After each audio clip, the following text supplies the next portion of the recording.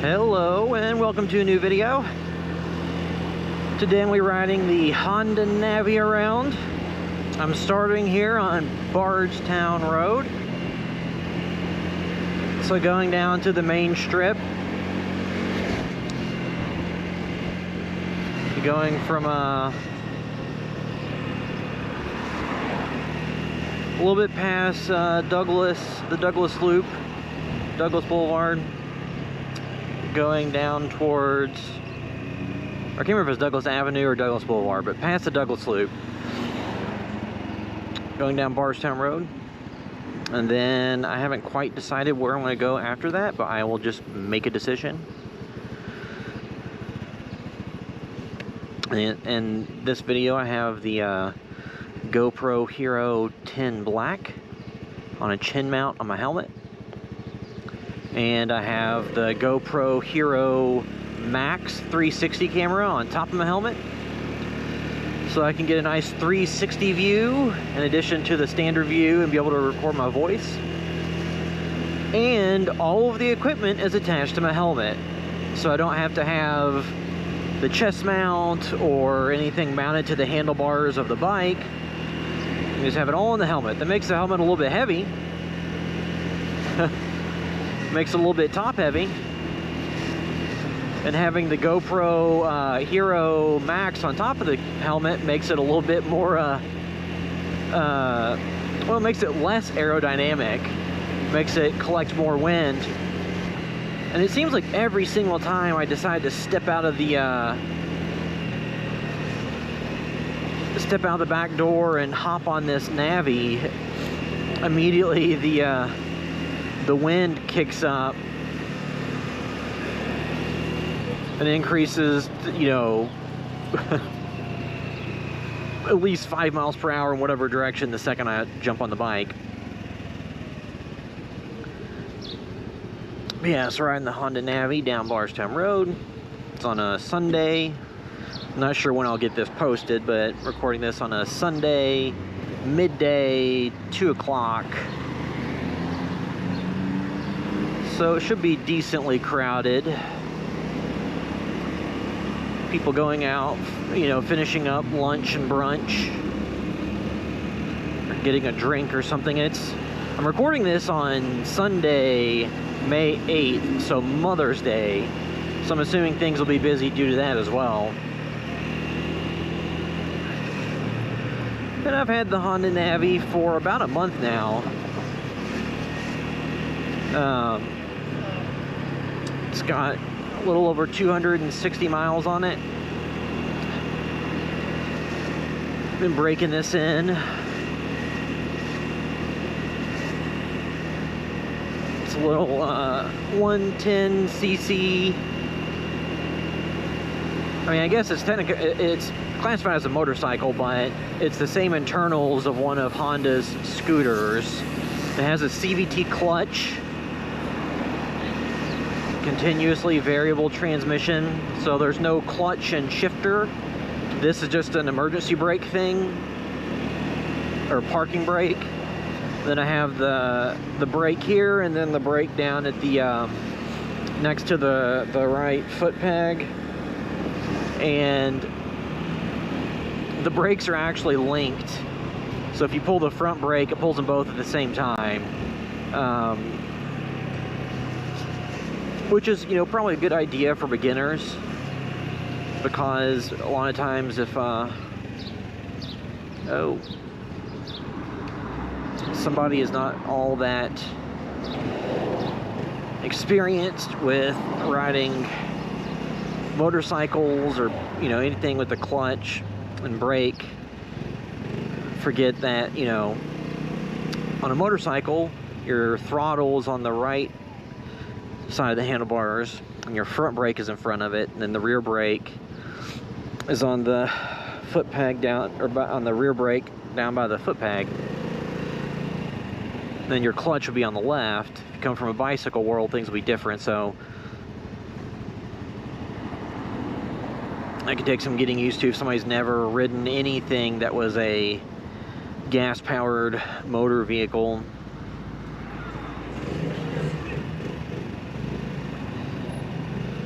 But yeah, I'm gonna ride around some different areas. Yeah, Bardstown Road.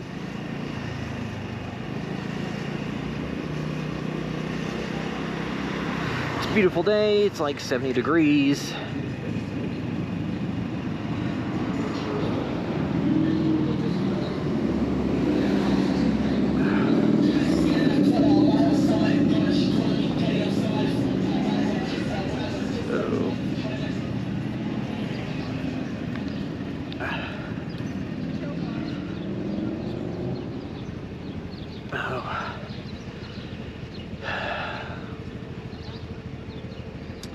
A lot of this area's gone through a bit of change in recent years. Different businesses have come in, have closed, have opened, and a lot of the bars are kind of in this part of the street. Not all of them, because there's ones kind of sprinkled throughout. But this will be the intersection of Bardstown and Grinstead. All right, green light. I know this speedway that's over to the right. That is a place where a lot of motorcycles meet up on the weekends. Because I used to live over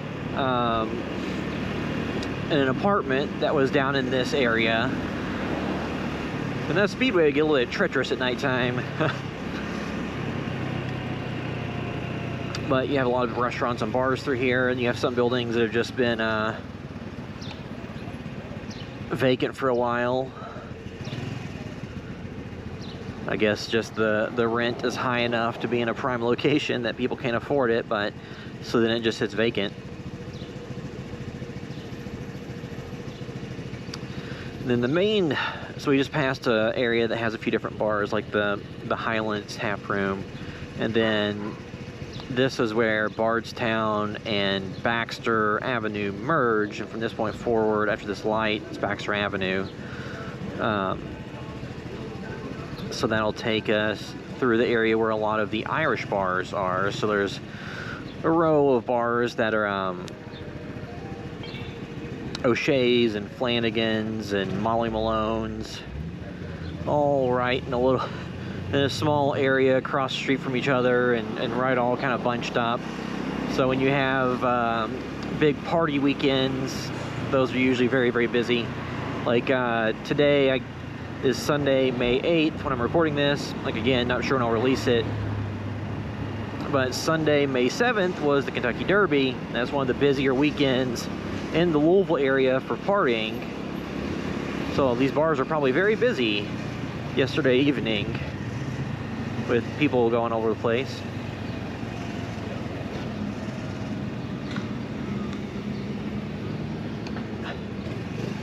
Yeah, so on the left is Flanagan's, and on the right is Molly Malone's.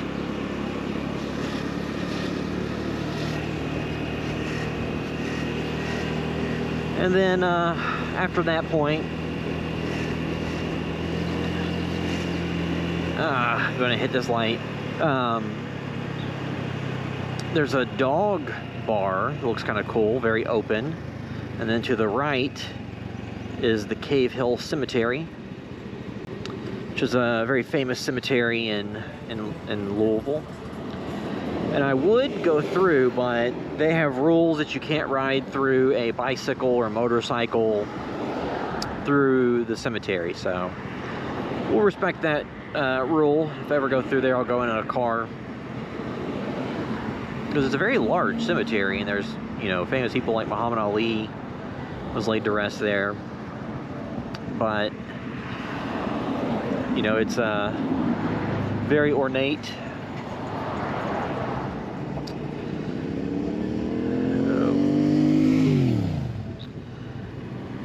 And then up ahead and to the left, there's a Goodfellas Pizza, some different stuff. This area, if you've lived in Louisville previously or been here before, This used to be called the Phoenix Hill area. I think it is still called Phoenix Hill area, but there was a bar, Phoenix Hill, that was in this area. It was very large, but then it closed down. Then it became like apartments and condos with some different business and restaurants and bars built in. So it's changed the landscape of this corner a little bit. I personally was never a big fan of Phoenix Hill. It wasn't exactly the kind of place that I had a fun time at, but I know it did have its crowd. Yeah, so to the left, there's a Goodfellas Pizza. This type of chicken place. There's a bar called High Wire.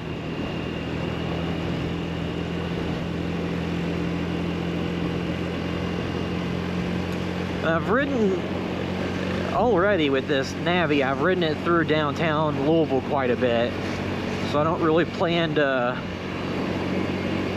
go and recreate that trip again and ride the same location over and over.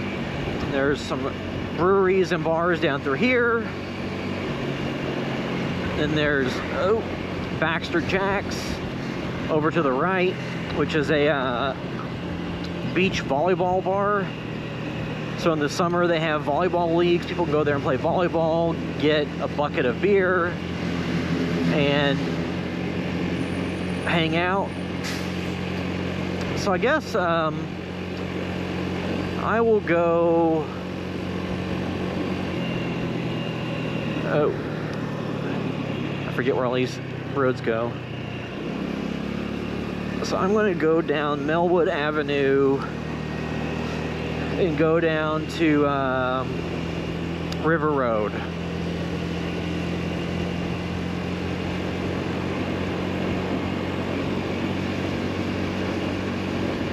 And so it's kind of bumpy.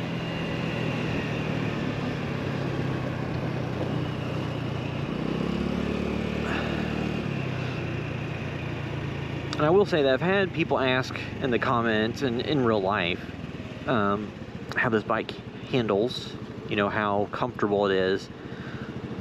And I would say that, you know, I've been riding e-bikes a lot. This is in a completely different, actually I'm going to pull over here real quick.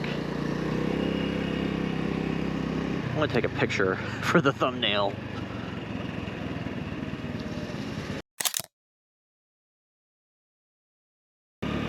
So I just saw a good opportunity to take a snapshot with my phone camera to use as a thumbnail for this video, because I realize I need to get better at capturing images or something to use as a thumbnail that's a little bit more engaging than just a video or just a still frame from the video of my hands on the handlebars, because I'm not sure how exciting that looks unless it's a really cool location.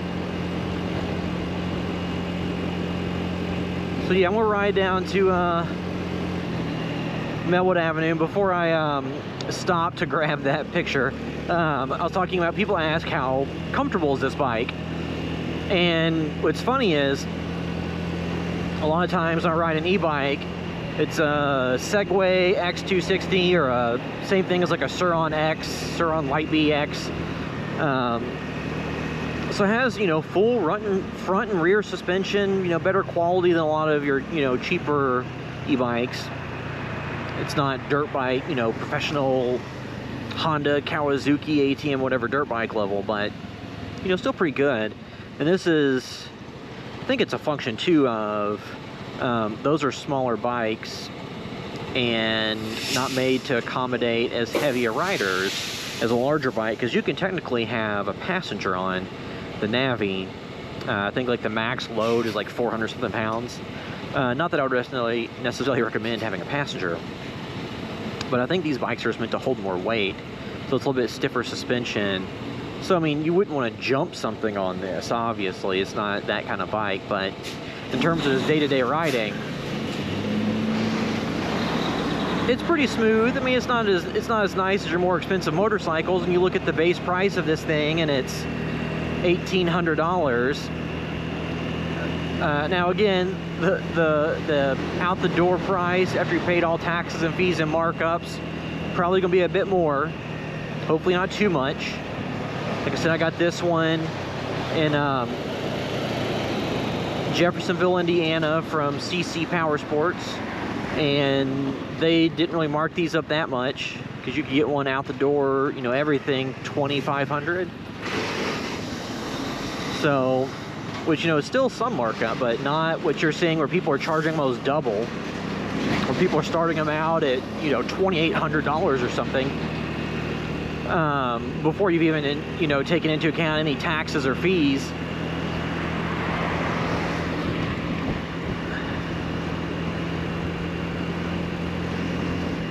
But, you know, when you look at the price point that this bike is available for, it's not competing with a higher end cruiser.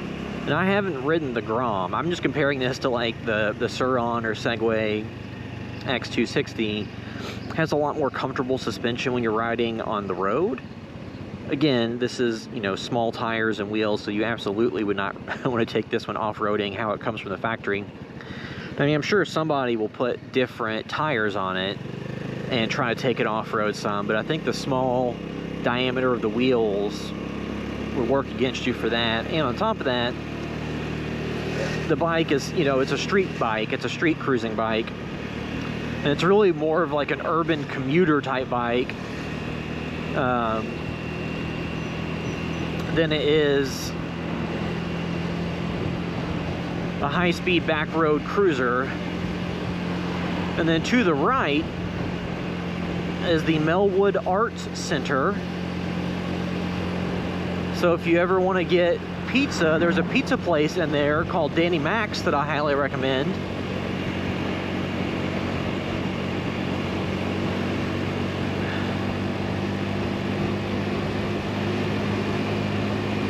There's Mom's Music. And then WLKY is a news station. They're located over to the right.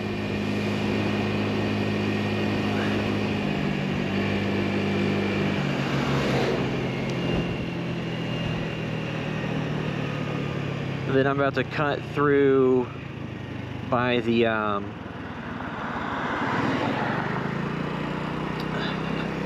cutting through the River Road. And this is by the Champions Park area where there's like some soccer practice fields and facilities. Now this used to just be 2 soccer fields on both sides, but there's still soccer fields on the left side.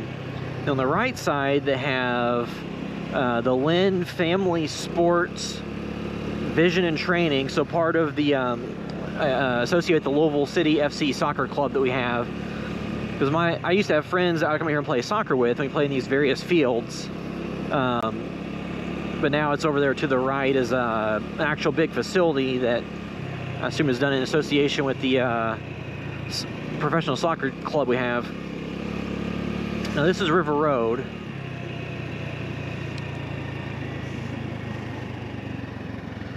Now this might be... So the speed limit through this part of the road is 35 miles per hour. Again, with most roads locally, and I'm sure most places, 35 miles per hour means people want to do 50. And I'm about to get past. Even though I'm doing the speed limit, the BMW had to pass me. Against, I can't remember if that was double yellow lines or not.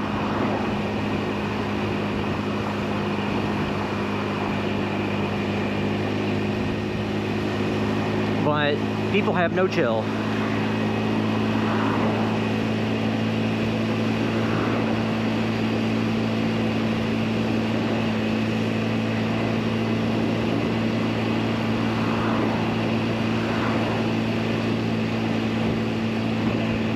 And this road isn't in the best of shape. There are some potholes and chunks missing. And this handled this road much better than my e-bikes do. Felt much less likely to have to wince in pain. Oh look, the car that had to pass me is now at the same light that I'm approaching. So it did him a lot of good.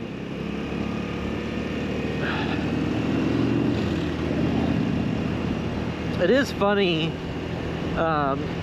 interacting with other people on motorcycles, because I don't really consider this a real full power motorcycle, but you still do give, you know, the hand down out of respect for other bikes, and they usually return it.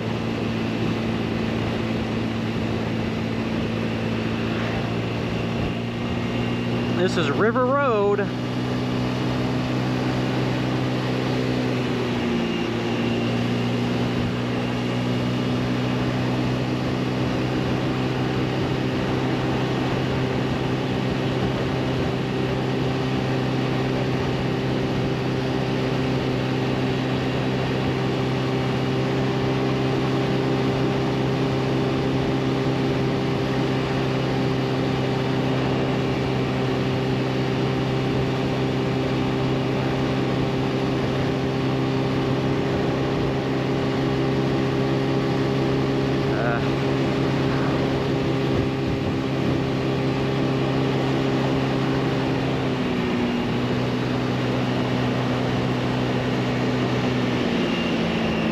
So I'll pull into this park, Cox's Park. Now this bike is small and light, so you do kind of get pushed around by the wind, much more so than you would on a larger bike. So that's something to keep in mind, that if it's a really windy day, you gotta be a little bit careful if you're somewhere where there's a lot of wind, because, oh man, this is no enter. Ugh, gotta go all the way around. And this isn't the e-bike that has the off-road suspension of tires where I could just jump over this little center median.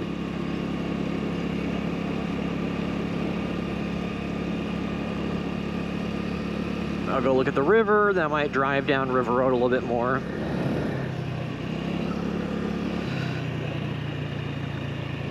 It's a lot of riding for no reason. What's funny is, as you buy e-bikes and stuff like the Honda Navi, you may have the inclination to, once you've ridden it for a little bit, to want to go bigger. Because I kind of, it's like, oh man, what would it be like to get a dual sport street legal? So basically a street legal dirt bike that has all the required, street legal trim, the headlights, the turn signals, license plate holder, all that stuff. But I think between this and the e-bikes, I have enough stuff that's fun. Here's the river.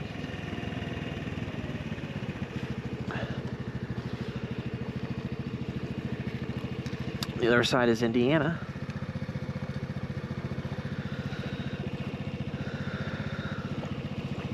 So it's a cool view.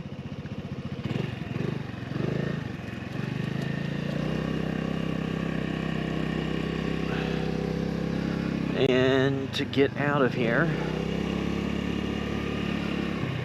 I have to go all the way over here.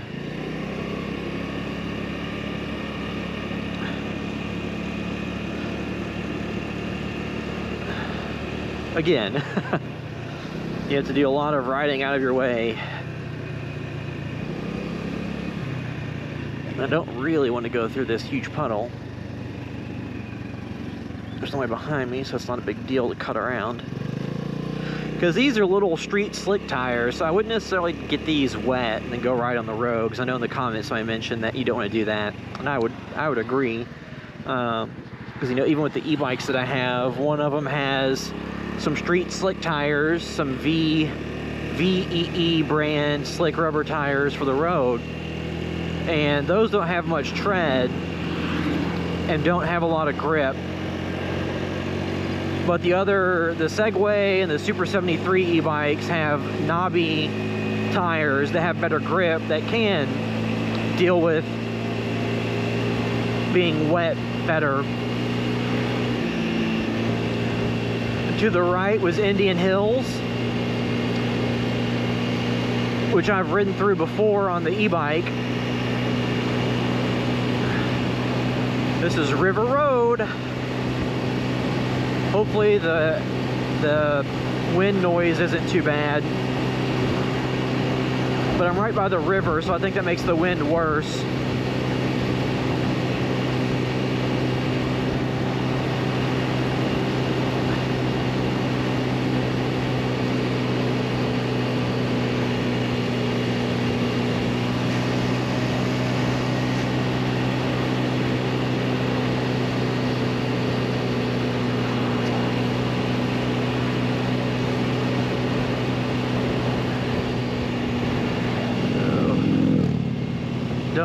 on the light.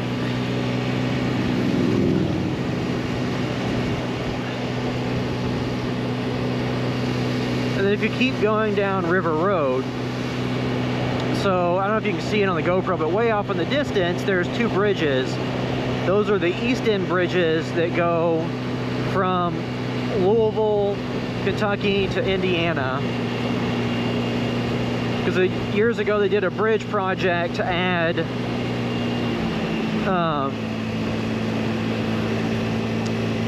some additional bridges that go from Kentucky to Indiana.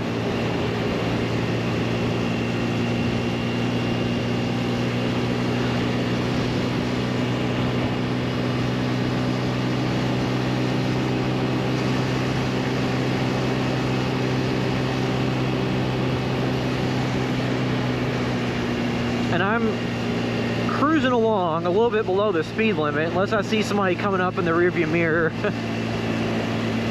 I'm gonna ride along at a speed that I feel more comfortable doing than full throttle the entire time.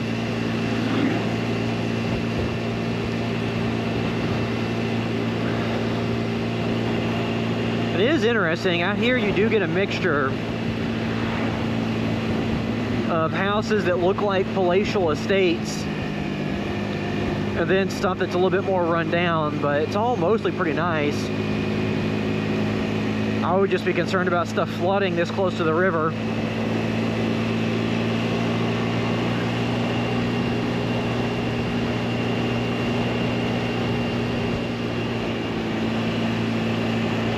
But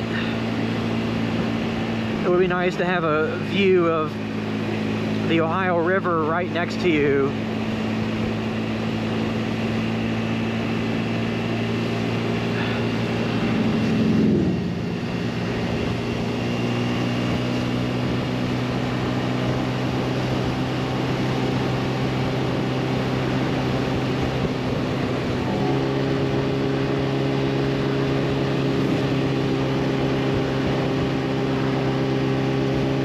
A lot of political signs are out. Oh man, it is windy. There's a yacht club.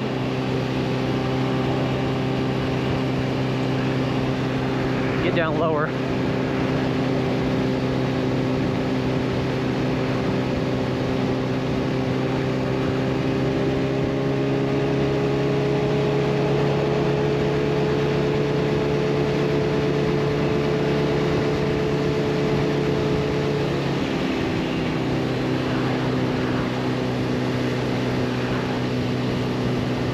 Maybe I'll end this at Captain's Quarters, which is a restaurant that also there's a marina.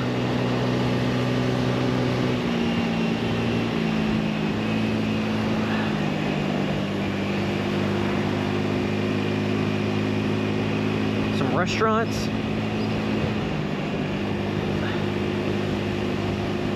Through here.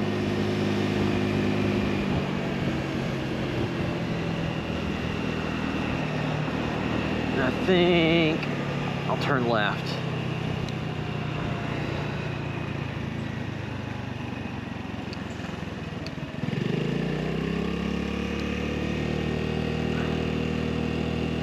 I think the speed limit's a little bit slower through here.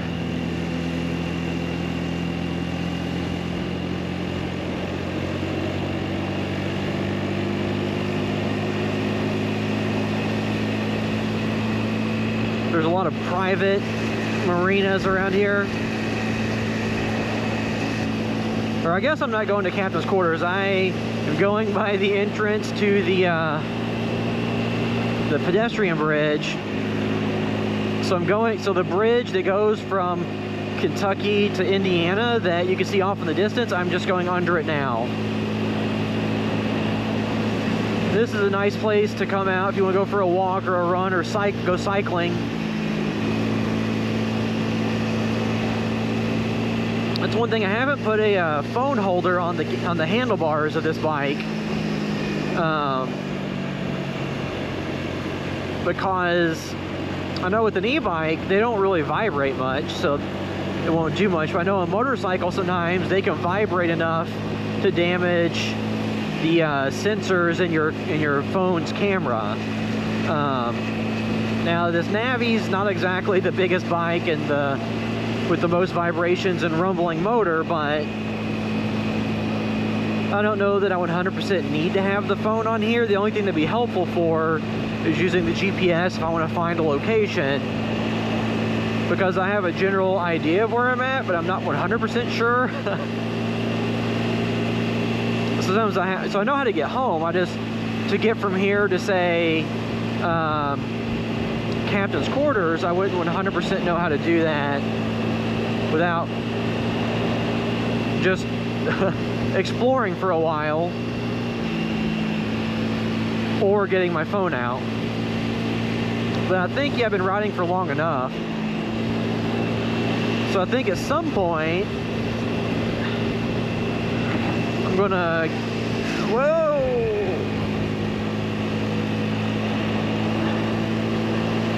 get my phone out.